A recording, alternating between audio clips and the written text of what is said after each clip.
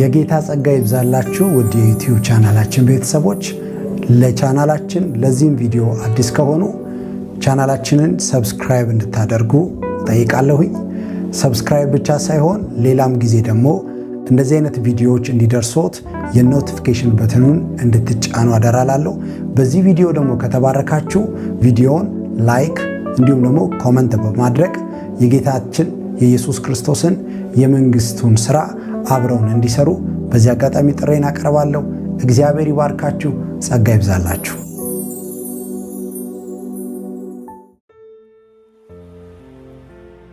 መዝሙረ ዳዊት 84 ቁጥር 1 እስከ መጨረሻው 12 ቁጥሮች ነው ያሉት።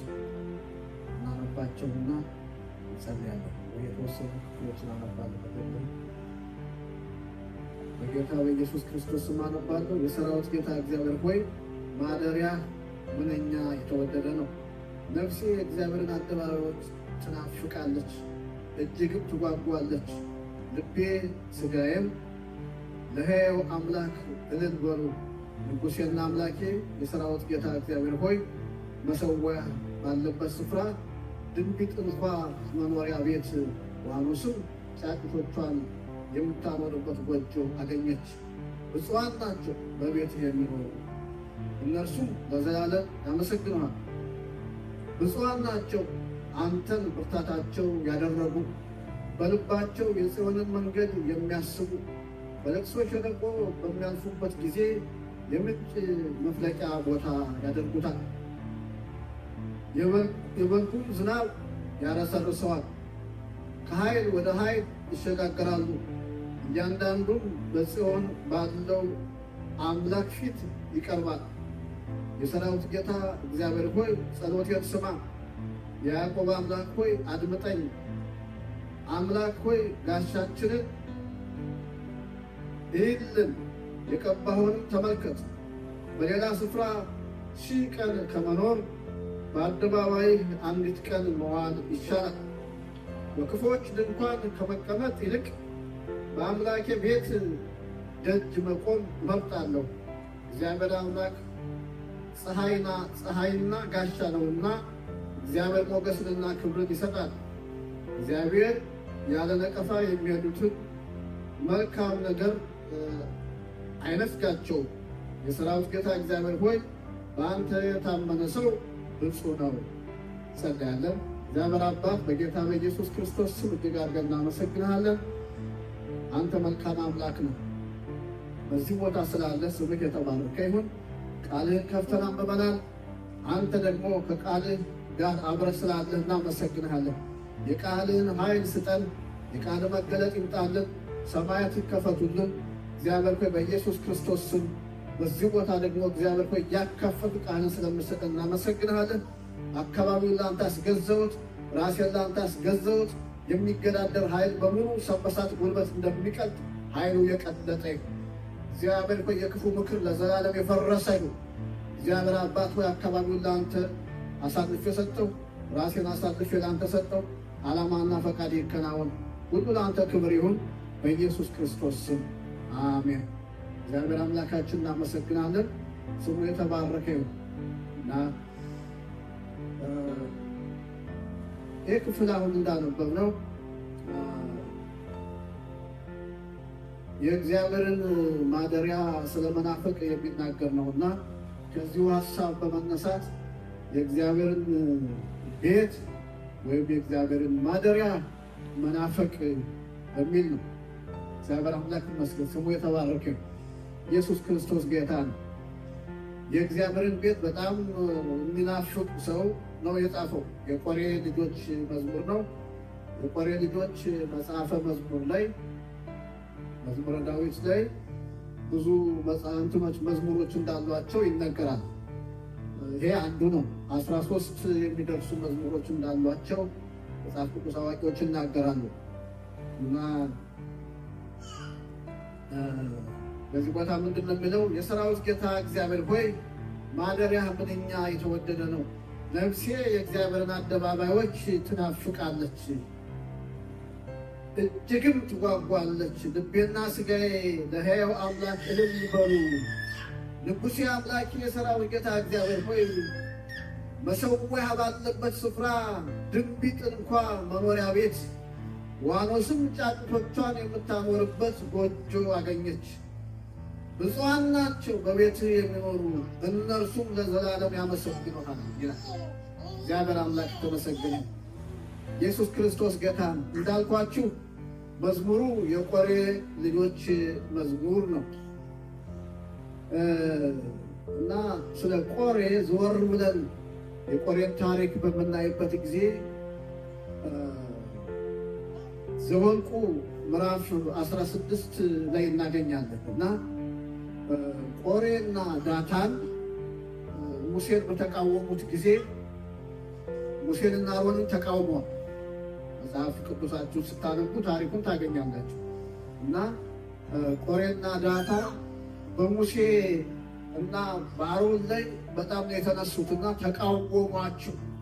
እናንተ ብቻ አይደላችሁም፣ እግዚአብሔር በእኛም ይናገራል፣ በሕዝቡ ላይ በጣም እንደ አምላክ ሆናችሁ በጣም ነው የተነሱባቸው። እና ከዛ ሙሴም ተነሳ። እንግዲህ እግዚአብሔር የለየውን ይለይ፣ እኛም እናንተም ጥናችሁን ያዙ አሉ እና ታሪኩን የምናውቀው ነው። መጨረሻ ግን ሙሴ የተጸለየው ጸሎት አለ። እግዚአብሔር እኔን ጠርቶኝ ከሆነ እናንተ ሰው በሚሞቱበት አሟሟት አትሞቱ፣ በተለየ መንገድ እንዲሆን ብሎ ጸለየ። በጣም ነው የሚገርመው።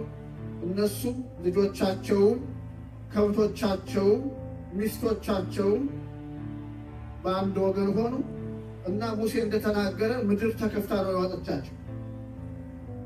በቃ ያሉበት ምድር ከዳቸው። በቃ ይዛቸው ከነ ንብረታቸው ከነ ልጆቻቸው ከነ ምናምን እና ቆሬ ነው። ግን በጣም የሚገርመው የቆሬ ልጆችም አብረው ለማኖር ነበረባቸው አይደለም። እዚህ ግን የቆሬ ልጆች ነው የሚለው። አሁን ቆሬ ልጆቹ ዳታን ልጆቹ ያላቸው ነገር በሙሉ ወደ 200 ይደርሳሉ። አጠቃላይ ያገሩ እንትን ግሩፕ ሌዋዊ ናቸው እና እንዳሉ ነው መሬት ተከፍታ ያዋጠቻቸው። በጣም የሚገርመው ይሄ ዘኍልቍ 16 ላይ ነው። ዘኍልቍ 26 ላይ ስታዩ ግን 26 ቁጥር እስቲ ይህንን ነው 26 ቁጥር 8 ላይ እግዚአብሔር በቸርነቱ ያተረፋቸው ሰዎች ናቸው። እግዚአብሔር በቸርነቱ ዘኍልቍ 26 ላይ እናያለን። በቸርነቱ እግዚአብሔር ያተረፋቸው ናቸው።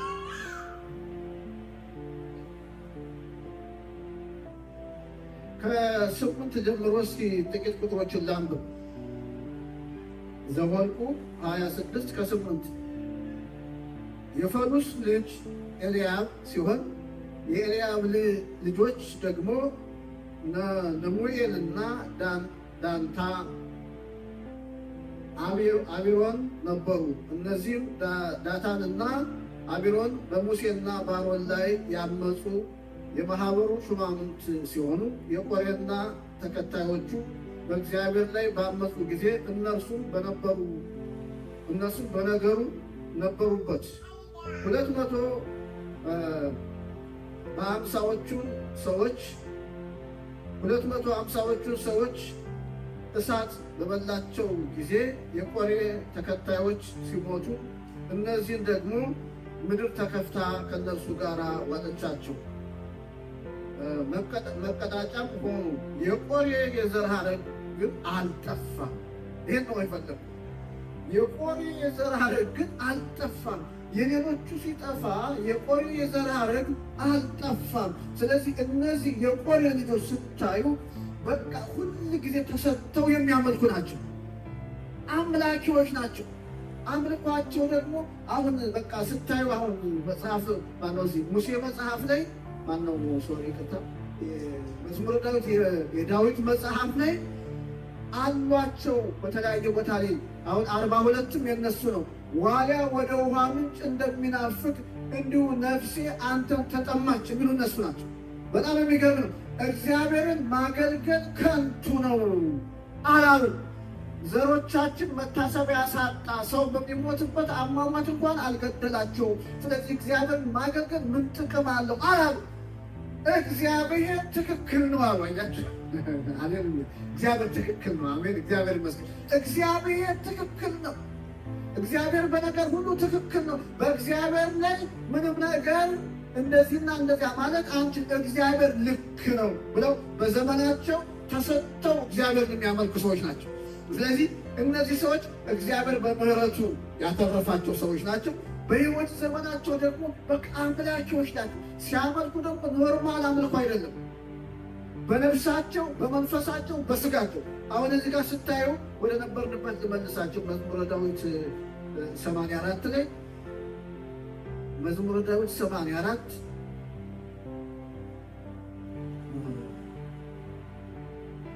በነፍሳቸው፣ በመንፈሳቸው፣ በስጋቸው፣ በሁለንተናቸው በቃ እግዚአብሔርን የሚያመልኩ ሰዎች ናቸው። እዚህ ቦታ ላይ ያለው ሰው ይሄንን የጻፈ ሰው በጣም በሙሉ ልቡ ተሰጥቶ የሚያመልክ እንደሆነ እናያለን።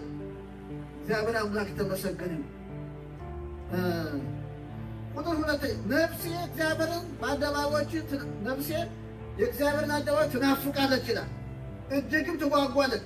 ልቤና ስጋዬም ይላል። ይሆናያቸው ልቤ ይላል፣ ስጋዬ ይላል፣ ነፍሴ ይላል። አሁን ሁለንተን ነፍስ ስጋ እንግዲህ መንፈስ አያችሁ። አሁን መንፈስ የሚለው ከልብ ጋር ከአእምሮ ጋር፣ ልብ የሚለው አእምሮን ሁሉ ነፍስ ክፍል ሁሉ የሚያጠቃልል ነው እና ስለዚህ ሁለንተናው ነው። እግዚአብሔር ፊት ሲናፍቁ በሁለንተና ነው። ደግሞ እንደዛ ነው መሆን ያለው። እግዚአብሔር አምላክ ተመሰገነ። ስለዚህ በሁለንተናው እግዚአብሔርን የሚናፍቅ ሰው ይሄ ሰው እግዚአብሔር አምላክ ተመሰገነ። በጣም የሚናፍቅ ሰው ነው። ንጉሴና አምላኬ የሰራዊት ጌታ እግዚአብሔር ሆይ መሠዊያ ባለበት ስፍራ ድንቢጥ እንኳ መኖሪያ ቤት ዋኖስም ጫጩቶቿን የምታኖርበት ጎጆ አገኘች። ብፁዓን ናቸው በቤት የሚኖሩ እነርሱ ለዘላለም ያገለግሉሃል ይላል። እግዚአብሔር አምላክ ተመሰገነ። በጣም የሚገርመው በጣም ቅዱስ አዋቂዎች ሲናገሩ ይሄ ሰው ያለበት ሁኔታ አይታወቅም፣ ግን ከኢየሩሳሌም ሩቅ የሆነ ሰው እንደሆነ በኢየሩሳሌም በቃ ሂዶ የልቡን ሀሳብ ማድረግ ያልቻለ ማምለክ ያልቻለ ሰው እንደሆነ በሩቅ ሆኖ እንደዚህ የሚል እንደሆነ አድርገው ይናገራሉ። ምክንያቱም በቃ በእግዚአብሔር ቤት የተገኙትን በቃ የሚያመልኩትን የሚቀናባቸው 3 ነገሮችን በዚህ ቦታ ላይ ጠቅሶ ይናገራል። በጣም የሚገርም 3 ነገሮችን። አንደኛዎቹን አሁን ቁጥር 3 ላይ ንጉሴና አምላኬ የሰራዊት ጌታ እግዚአብሔር ሆይ መሠዊያ ባለበት ስፍራ ድንቢጥ እንኳ መኖሪያ ቤት ዋኖስም ጫጩቶቿን የምታኖርበት ጎጆ አገኘች። ድንቢጥ ማለት የወፍ አይነት ነው እና ድንቢጥ በቤትህ ጎጆ ሰርተው እዛ ውስጥ አሉ። ዋኖስም በዚያ ውስጥ አለች። እንቁላሏን ጥላ ልጆቿን ወልዳለች። ዋኖስ ማለት እርግብ ማለት ነው። እርግቦች ብዙ ጊዜ በቤተ ክርስቲያን ውስጥ አሉ እና ወፎች ይገባሉ። የሆነ ቦታ ላይ ጎጆቸውን ይሰራሉ፣ እንቁላላቸውን ይጥላሉ፣ ልጆቻቸውን ይወልዳሉ። መከልከላችሁ። ስለዚህ እነሱ እንኳን ይላል ዋኖሶች ድንቢጦች በቤት ገብተው በዚያ አርፈዋል፣ ልጆችን ወልደው በዛ ተዘልለዋል ብሎ በእነሱ ሲቀናታ ያላቸው እንዴት እንደቀና የእግዚአብሔር ቤት እንዴት እንዳስቀነው ወፎቹ በዛ መግባታቸው በዛ ውስጥ መጠለላቸው እንዴት እንዳስቀነው የሚናገር ክፍል ነው እና ይሄ አንደኛው በወፎቹ ድንቢጥ ዋኖስ በቤት አርፏል፣ እኔ ግን በቤት መጥቼ ምስጋናን መሰዋት አልቻልኩም እንደማለት በሩቅ ሆኖ በቃ ናፍቆቱን የሚናገር ሰው ነው። ስለዚህ አንደኛዎቹ እነዚህ ድንቢጥና ዋኖስ ናቸው እሱን ያስቀኑት። ሁለተኛዎቹ ደግሞ ብፁዓን ናቸው ይላል በቤት የሚኖሩ እዚሁ ቁጥር 3 ላይ ብፁዓን ናቸው በቤት የሚኖሩ ቁጥር 4 ይቀርታል። በቤት የሚኖሩ እነርሱ ለዘላለም ያመሰግኑሃል ይላል። አሁን በቤቱ የሚኖሩ ለዘላለም በቤቱ እየኖሩ የሚያመሰግኑት ካህናት ናቸው። ካህናት በቃ ቢያንስ በእግዚአብሔር ቤት በቀን 3 ጊዜ አገልግሎት አላቸው። በጠዋት እኩለ ቀን ላይ፣ ማታ ላይ በሩን ይከፍታሉ፣ ዕጣን ያጥናሉ። ማታ ላይ ደግሞ ነው ቀን ላይ በቃ ኪዳን ያደርሳሉ፣ ማታ መብራት ያበራሉ። ስለዚህ በቀን ቢያንስ 3 ጊዜ ገብተው በቃ ስርዓቱን ያደርጋሉ። እግዚአብሔር ነው እንደዛ ያደርጋቸው። ስለዚህ በቀን በቃ በቤት ተገኝተው አንተን በቃ የሚያገለግሉ እነሱ ብፁዓን ናቸው ይላል። በቤት የሚኖሩ እነሱ ለዘላለም ያመሰግናል። ይሄ በሁለተኛ ደረጃ የሚቀናባቸው ሁል ጊዜ በቤቱ እየተገኙ የሚያገለግሉት ካህናት፣ ኪዳን የሚያደርሱት ካህናት፣ መብራቱን የሚያበሩት ካህናት፣ ዕጣን የሚያጨሱት ካህናት፣ የእግዚአብሔር ቤት ገብተው በቃ በእግዚአብሔር ቤት ሽርጉድ የሚሉትን ካህናት ሲያስባቸው በቃ ልቡ ቅልጥ የሚል ሰው ነው። ምስጉን ናቸው ይላል። የተባረኩ ናቸው። በጣም ደስ የሚቀና ሰው ነው። ርኩ ነው በቃ። ስለዚህ እነዚህ በቃ አንተን ያመሰግነዋል። እነዚህ የተባረኩ ናቸው ይላል። በሶስተኛ ደረጃ የሚቀናባቸው ሰዎች ምንድን ናቸው ብትሉኝ፣ ብፁዓን ናቸው በቤት የሚኖሩ ማለት ይቅርታ፣ በሶስተኛ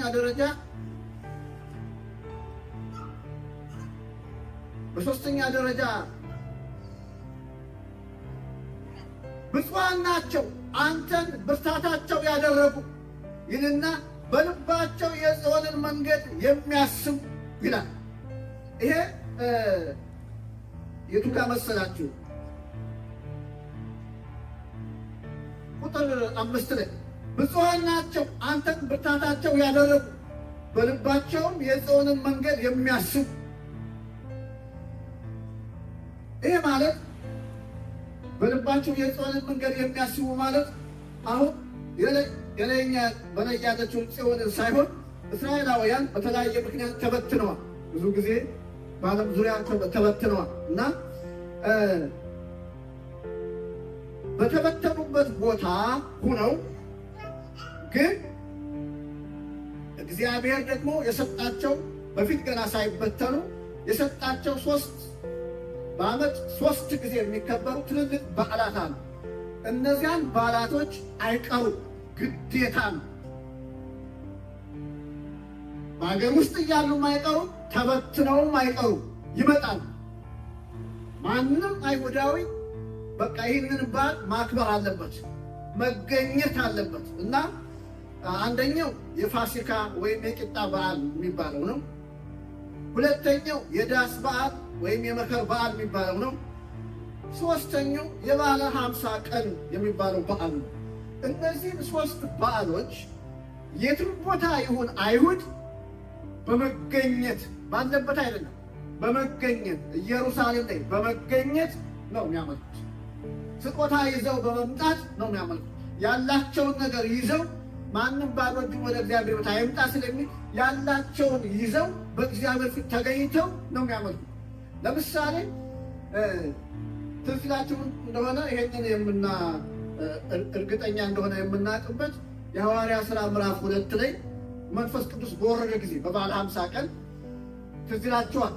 ትንቢት ሲናገሩ የሚናገሩበት ልሳን ከተለያየ አገር የመጡ አይሁድ ነበሩ። ታስታውሳላችሁ አይደል? ከተለያየ አገር ተበትነው ካሉበት ያንን ቀን ለማክበር የመጡ አይሁዶች አሉ እና እዛ በሚኖሩበት ሀገር ደግሞ ያንን ቋንቋ ለምደዋል እና የሚናገሩት የእነሱን ቋንቋ ነው። እነዚህኞቹ በልሳን ነው የሚናገሩ፣ ቋንቋውን አያውቁትም፣ ግን ሲናገሩ የእነዚያን ሰዎች ቋንቋ ይናገራሉ። እነዚህ ሰዎች አልተማሩትም፣ እነዚያ ሰዎች ደግሞ ያንን ቋንቋ ያውቃሉ። ግራ ገብቷቸው እንዴት ነው እነዚህ አይሁዶች የእኛን ቋንቋ የሚናገሩት? አልተማሩ፣ የገሊላ ሰዎች ናቸው፣ አልተማሩ፣ ግን የእኛን ቋንቋ ይናገራሉ። አሁን ለመናገር የምፈልገው የተለያዩ ሰዎች ከተለያየ ቦታ እንደመጡ እና የእነሱን ቋንቋ ይናገሩ እንደነበረ ለማለት ነው። እና ሰዎች ከተለያየ ቦታ መጥተው ያንን የበዓለ 50 ቀን ያከብሩ ነበር እና እነዚህም 3 በዓሎች አጠቃላይ ፋሲካ፣ የዳስ በዓልን፣ የበዓለ 50 ቀንን በዓመት 3 በዓሎችን ከየትም ቦታ መጥተው ያመልካል። ስለዚህ ቁጥር 5 ላይ ብፁዓን ናቸው አንተን ብርታታቸው ያደረጉ በልባቸው የጽዮንን መንገድ የሚያስቡ የሚለው እነሱን ነው። አያችሁ፣ በዛን ጊዜ የእግር ጉዞ ነው። ጉዞ የእግር ጉዞ ነው። ትራንስፖርት ብዙ የለም እና ከተለያየ ቦታ ሲመጡ በቃ ዋጋ ከፍለው ነው በእግራቸው የሚጓዙት። ትራንስፖርት ካለም ባለው ትራንስፖርት በአንድ ጊዜ በአንድ ቀን አይደረስም፣ በሁለት ቀን አይደረስም። በብዙ ቀን ነው እንግዲህ ጉዞ። የሳምንት ሊሆን ይችላል፣ አናቅም ምን ያህል ጊዜ እንግዲህ እንደሚፈጅ ያን ጊዜ በዚህ ጥናት የሚያጠኑ ሰዎች ነው የሚያውቁት። ስለዚህ እነዚህን ሰዎች ነው ብፁዓን ናቸው አንተን ብርታታቸው ያደረጉ። መንገዱ አድካሚም ቢሆን ግን እግዚአብሔር ብርታታችን ነው ብለው በመንገዳቸው አንተን አስቀድመው ወደ ኢየሩሳሌም መጥተው ለማምለክ አንተን ለማምለክ በመቅደስ ለመቆም ጨክነው የሚመጡ እነሱ የተባረኩ ናቸው ይላል። ስለዚህ እነዚህ ሶስት ነገሮችን ጠቅሶ ነው ሰውየው በቃ በቅናት እንትን የሚለው። አንደኛው ድንቢጥ እንዳዋለሱ ብያቸዋለሁ፣ ሁለተኞቹ ካህናት፣ ሶስተኛው ደግሞ ከተለያየ አገር ሆነው ልባቸው በመንገዱ ዝሎ እንደሚቀር ተስፋ ቆርጠው ያልተው፣ ነገር ግን አንተን ብርታታቸው አድርገው ወደ ኢየሩሳሌም ወደ ጽዮን መንገዳቸው የቀና ሰዎች መጥተው በቤት የሚቆሙ በሰዓት የሚሰውል የሚያመልኩ እንዴት የተባረኩ ናቸው ይላል። እግዚአብሔር አምላክ የተመሰገነ። ስለዚህ ይሄ ሰው በጣም የሚገርም ደግሞ የገለጸበት መንገድ በጣም የሚገርመው በሌላ ስፍራ ይላል ቁጥር 10 በሌላ ስፍራ 1000 ቀን ከመኖር በአደባባይ አንዲት ቀን መዋል ይሻላል። በክፉዎች ድንኳን ከመቀመጥ ይልቅ በአምላኬ ቤት ደጅ መቆም እመርጣለሁ ይላል። በሌላ ስፍራ 1000 ቀን ከመኖር በአንተ ቤት አያችሁ፣ የሚገርም ሰው በአንተ ቤት አንድ ቀን መሆን እንዴት ያስገርማል ይላል። ስለዚህ በኃጢአተኛ ድንኳን የፈለኩትን ነገር እያገኘው እዛ ከምቀመጥ በአንተ በደጅ መቆም ይሻላል። በደጅ መቆም ማለት ደግሞ ተመልከቱ፣ እግዚአብሔር ቤት አደባባይ አለ፣ ቅዱስ ቦታ አለ፣ ቅድስተ ቅዱሳን አለ እና ወደ ቤቱ መግባት የማይፈቀድላቸው ሰዎች ወደ ቤቱ ገብተው እንዲያመልኩ የማይፈቀድላቸው ሰዎች በአካላቸው ላይ እንከን ያለባቸው ሰዎች ናቸው።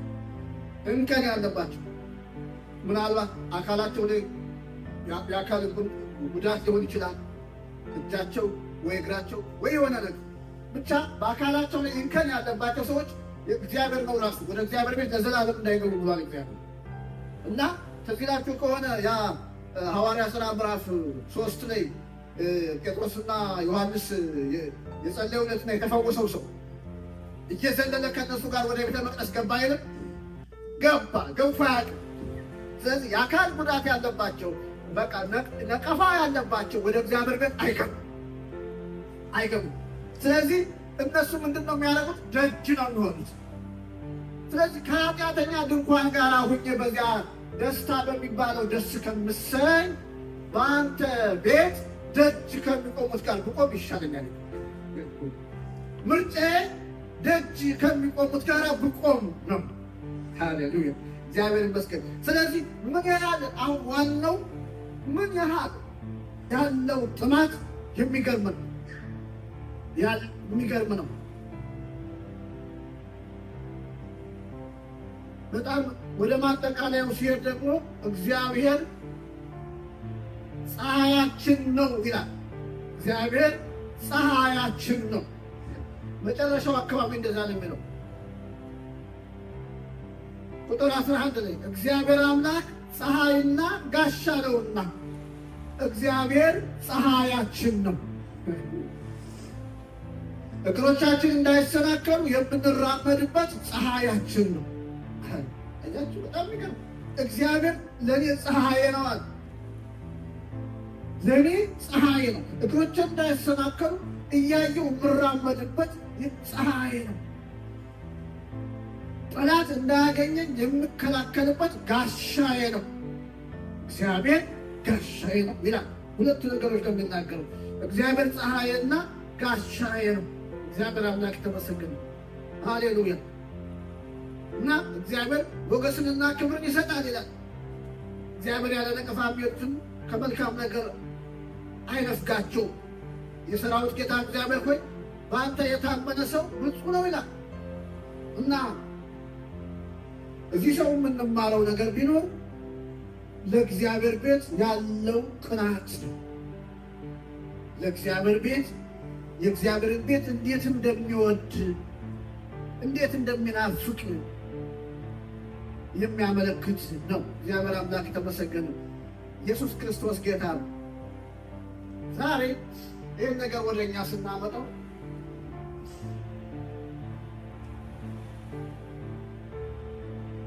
የእግዚአብሔር ቤት ዛሬ ምንድን ነው ካላችሁ፣ የእግዚአብሔር ቤት እኛ ነን። ቤተ መቅደስ አይደለም። እግዚአብሔር ቤት እኛ ነን። እግዚአብሔር ቃል ሲናገር ኢሳይያስ 66 እስኪ እናውጣና አንዴ እናንብበው አብረን። ኢሳይያስ 66 1 እና 2 እግዚአብሔር እንዲህ ይላል፣ ሰማይ ዙፋኔ ነው፣ ምድርም የእግሬ ማረፊያ ናት። ታዲያ ቤት የት ትሰሩልኛላችሁ ይላል ጌታ? ወይስ ማረፊያ የሚሆነኝ ቦታ የት ነው? እነዚህ ነገሮች ሁሉ እጄ ሰርታለችና እንዲገኙስ ያደረግኩ እኔ አይደለሁምን? ይላል እግዚአብሔር። ነገር ግን እኔ ወደዚህ ትሁት ወደሆነና መንፈሱ ወደ ተሰበረ በቃሌም ወደሚንቀጠቀጥ ሰው እመለከታለሁ። ስለዚህ እግዚአብሔር ምን አለ? አሁን ቤተ መቅደስ አይደለም፣ ለእኔ የምትሰሩልኝ ቤት ምን አይነት ነው? ሰማይ ዙፋኔ ነው፣ ምድር ደግሞ የእግሬ ማረፊያ ነች። ስለዚህ ለእኔ ምን አይነት ቤት? አሁን ሰለሞን የሰራው የሚገርም መቅደስ አለ። በኋላ ደግሞ የተሰራ ሌላ መቅደስ አለ። ሁለቱም ፈርሷል። እና ጌታ ደግሞ ሲናገር እነዚህ ሁሉ በቃ ሰማይም ዙፋኔ ነው፣ ምድርም የእግሬ መረገጫ ነች እና ለእኔ ምን አይነት ቤት ነው የምትሰሩልኝ? ነገር ግን እኔ አለ በቃሌ ወደሚንቀጠቀጥ መንፈሱም ወደ ተሰበረ ወደዚያ እኔ እመለከታለሁ። ስለዚህ ዛሬ ጌታ ሊኖር የፈለገው በማን ነው? በእኔና በእናንተ ነው። እግዚአብሔር አምላክ ተመሰገነ። በእኔና በእናንተ ነው ጌታ የሚኖረው። ቆሮንቶስ ላይም አንደኛ ቆሮንቶስ ምዕራፍ 3 ቁጥር 9 ላይ ከዛ ደግሞ ወረድ ብሎ 17 ላይ ያነባል።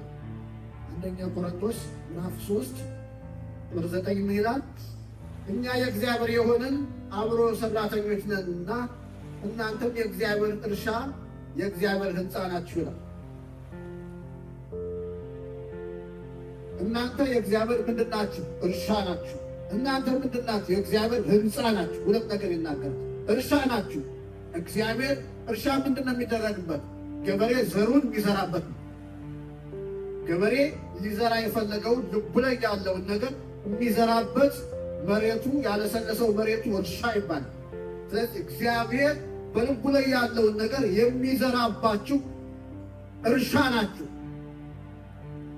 እግዚአብሔር በልቡ ላይ ያለውን ነገር የሚዘራው መሬት ላይ አይደለም፣ እኛ ላይ ነው። እኛ የእግዚአብሔር እርሻ ነው። ሐዋርያው ጳውሎስ ለቆሮንቶስ ሰዎች እናንተ የእግዚአብሔር እርሻ ናችሁ ይላል። የልቡን ሐሳብ የሚያፈሰው በእናንተ ላይ ነው። ገበሬ ዘሩን መሬት ላይ እንደሚያፈሰው እግዚአብሔር የልቡን ሐሳብ የሚያፈስባችሁ እናንተ ናችሁ ይላል። ከዛ ደግሞ እናንተ የእግዚአብሔር ሕንፃ ናችሁ ይላል። ሕንፃ መኖሪያ ነው። እግዚአብሔር የሚኖረው በእናንተ ነው ይላል። እግዚአብሔር አምላክ የተመሰገነ ነው። ወረድ ብሎ ቁጥር 17 ላይ ግልጽ አድርጎ ደግሞ ይናገራል። ቁጥር 16 እና 17 እናንተ ራሳችሁ የእግዚአብሔር ቤተ መቅደስ ናችሁ፣ የእግዚአብሔር መንፈስ በውስጣችሁ እንደሚኖር አታውቁምን? እናንተ የእግዚአብሔር ቤተ መቅደስ ናችሁ። አሁን ቤተ መቅደስ ማን ነው? እኛ ነው። እግዚአብሔር መንፈሱ በማን ያኖራል? በእኛ ነው። እግዚአብሔር አምላክ ተመሰገን። በወንድሜ ነው፣ በእህቴ ነው፣ በእኛ ነው፣ በወገኖቻችን ነው። እግዚአብሔር አምላክ ተመሰገን። ስለዚህ የመጀመሪያው አንደኛው ሐሳብ እንግዲህ ምንድን ነው? በወገኖቻችን በእኛ መንፈሱ ስለሚኖር ቤቱ ስለሆንን እርስ በርሳችን ምን ያህል ፍቅር አለን። ያ ሌዊ ቤቱን ይወዳል፣ እግዚአብሔር ቤት ይወዳል። ነፍሱ እንዴት እንደናፈቀች አይተናል። ስለዚህ ዛሬ የእግዚአብሔር ቤት ነው። የት ነው? አንቺ ነሽ፣ አንተ ነህ። ያ ፍቅር ደግሞ በዚያ ሌዊ ላይ በዚያ ሰው ላይ የነበረ ፍቅር በእኛም ላይ ሊኖር ይገባል። ወንድማችን እህታችን ልንወድ ያስፈልጋል። እግዚአብሔር አምላክ ተመስገን። ሌላው ደግሞ እንደ ቤተ ክርስቲያን ደግሞ በዚህ ቦታ ስንሰበሰብ እግዚአብሔር ደግሞ በዚህ አለ። እግዚአብሔር በቤቱ ውስጥ አለ። አያችሁ፣ እግዚአብሔር በቤቱ ውስጥ አለ። ስለዚህ ቤቱን ምን ያህል እናፍቃለን? ወደ እግዚአብሔር ቤት ለመምጣት ምን ያህል እንጓጓለን? በመዝሙር 122 ቁጥር 1 ላይ ዳዊት ነው እዛ ቦታ ላይ የሚናገረው ወደ እግዚአብሔር ቤት እንሂድ ሲሉኝ ደስ አለኝ ይላል። እግዚአብሔር ይመስገን። ወደ እግዚአብሔር ቤት እንሂድ ሲሉኝ ደስ አለኝ። እግዚአብሔር ይመስገን፣ ስሙ የተባረከ። ስለዚህ የእግዚአብሔርን ቤት ምን ያህል እንወዳለን? ወደ እግዚአብሔር ቤት ሌሎች ሰዎች እንዲመጡ ምን ያህል እንናገራለን? እግዚአብሔር ይመስገን። ዋና መልእክቱ እንግዲህ ይሄ ነው። ስለዚህ እግዚአብሔር በመንፈስ የእግዚአብሔር መንፈስ በእኛ ውስጥ አለ። እግዚአብሔር መንፈስ ደግሞ በቤቱ ውስጥ አለ። ስለዚህ መልእክቱ እርስ በርሳችን እንድንዋደድ፣ ቤቱን ደግሞ እንድንወድ፣ ሌሎችንም ወደዚህ ቦታ እንድንጋብዝ ነው። እግዚአብሔር ይመስገን። የእግዚአብሔር ስም የተባረከ ይሁን። ኢየሱስ ክርስቶስ ጌታ ነው። እንዳልኳችሁ መዝሙር 122 ቁጥር 1 ወደ እግዚአብሔር ቤት እንሂድ ሲሉኝ ደስ አለኝ። ስለዚህ እኛም ስንመጣ በደስታ ሌሎችንም ደግሞ ወደዚህ ለማምጣት ደግሞ በደስታ እግዚአብሔር ይመስገን ልንሰራ ያስፈልጋል። እግዚአብሔር ይመስገን፣ ስሙ የተባረከ ነው። ጌታ ኢየሱስ ክርስቶስ ሲናገር ምን አለ? እዚህ በረት ያልሆኑ ሌሎች በጎች አሉ፣ እነሱን ደግሞ ላመጣ ይገባኛል አለ። ስለዚህ ጌታ ሌሎቹ በጎች ወደ በረቱ እንዲመጡ ይተጋ ነበር። እኛም ደግሞ እነሱን ወደ ቤቱ በማምጣት ደስ ልናሰኘው ያስፈልጋል። እኛም ደግሞ አብረን ደስ ልንሰኝ ያስፈልጋል። እግዚአብሔር አምላክ ተመሰገነ። ስለዚህ ይሄ ሌዊ የቆሬ ልጅ በቤቱ ያን ያህል እንደናፈቀ እኛም ለቤቱ ደግሞ እንግዲህ ልንናፍቅ ያስፈልጋል። እግዚአብሔር ይመስገን፣ ስሙ የተባረከ ነው። ያለኝ መልእክት ይሄ ነው። ይህንን ሀሳብ ይዘን እንጸልያለን። ቀጣዩን ደግሞ ኔክስት። ሃሌሉያ። እግዚአብሔር አባት በኢየሱስ ክርስቶስ ስም እጅግ አድርገን እናመሰግናለን። ስምህ የተባረከ ይሁን። አንተ መልካም አምላክ ነህ።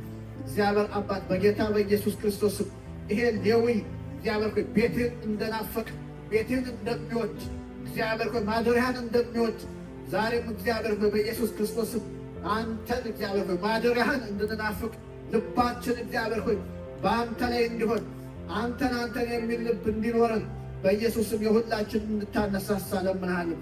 እግዚአብሔር አባት ሆይ በኢየሱስ ክርስቶስም ወደ እግዚአብሔር ቤት እንዲህ ሲሉ ደስ አለኝ ተብሎ እንደተጻፈ እግዚአብሔር አባት በኢየሱስ ክርስቶስም ስንመጣ በደስታ እንድንመጣ እግዚአብሔር ሌሎችንም ማምጣት እንድንችል ሌሎችም ደግሞ ወደ እግዚአብሔር ቤት ሲጋበዙ እግዚአብሔር ሆይ በኢየሱስ ክርስቶስም በደስታ እንዲመጡ ልባቸውን አእምሯቸውን ሁሉ እንድታነቃ በኢየሱስ ስም ጸልያለሁ። እርስ በርሳችን ደግሞ ፍቅራችን እግዚአብሔር አባት ሆይ በኢየሱስ ክርስቶስም አባት እንዲበዛ ደግሞ ጸልያለሁ። ሁሉ ለአንተ ክብር ይሁን። አመሰግንሃለሁ በኢየሱስ ክርስቶስ ስም።